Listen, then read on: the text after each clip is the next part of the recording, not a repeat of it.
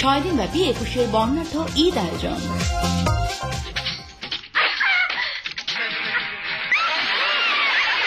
এবারের মতো আমাকে মাফ করে দাও। কানে ধইরা উঠবাস করতে হবে।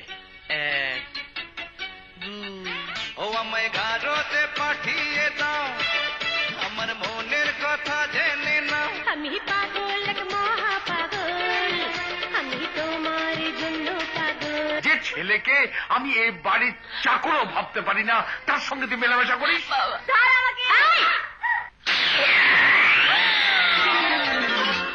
জীবনের ফ্লাইট গতকাল রাত 10টায় ছিল না? ওই পত্রিকাতে কি আছে দেখি, আমাকে দিন।